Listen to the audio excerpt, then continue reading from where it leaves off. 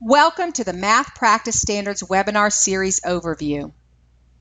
The first thing to understand about the math standards is that there are two types, content standards and practice standards.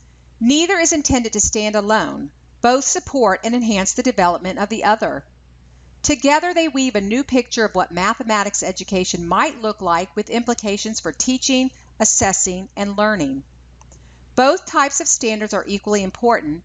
Both types need to be implemented, and both will be assessed. This webinar series, however, will focus on the standards for practice. The new standards for mathematical practice were based on the National Council of Teachers of Mathematics Process Standards and the National Research Council Strands of Mathematical Proficiency. The standards for mathematical practice describe varieties of expertise that mathematics educators at all levels should seek to develop in their students. These practices rest on important processes and proficiencies with long-standing importance in mathematics education. There are 8 standards for mathematical practice that apply to all grade levels and conceptual categories. These practices can be applied individually or together in mathematics lessons in no particular order. Often 2 or more practice standards are present in well-designed lessons that are aligned to the mathematics content standards. These practice standards are 1. Make sense of problems and persevere in solving them. 2. Reason abstractly and quantitatively. 3. Construct viable arguments and critique the reasoning of others. 4. Model with mathematics. 5. Use appropriate tools strategically. 6. Attend to precision. 7. Look for and make use of structure. And 8. Look for and express regularity in repeated reasoning. The mathematical practice standards are not to be thought of as a separate skill set to be handled in special lessons or supplements. The intent is that these are essential mathematical habits of mind and action. They should not be an afterthought, but tied into the teaching of mathematics daily. The student should have experience with them regularly.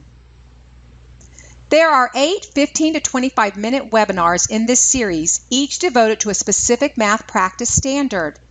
These webinars, although numbered, can be viewed in any order. Our approach is to chunk the critical information from research. Therefore, each math practice webinar will follow the same format. First, we will read the task in its entirety and then unpack each section for easier understanding. Many math teachers find that the overall explanation of the practice standard can be quite lengthy or that parts don't apply to them. We will take that heady definition and break it down into quick, bite-sized expectations. Next, we will move on to the implementation of the practice in the classroom.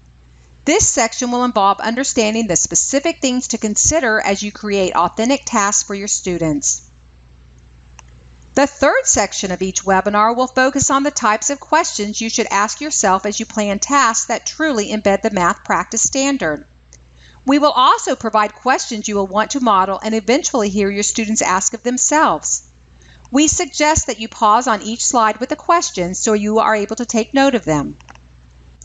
The fourth section will provide examples of tasks as they relate to the particular math practice being discussed.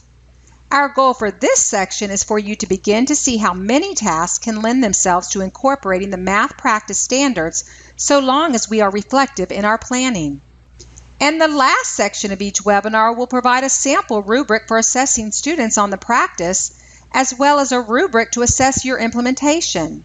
Again, you may choose to pause on these sections to note the information. So join us on this journey. The best way to understand these practices is to spend time learning about their intent and finding ways to best implement them in our classrooms.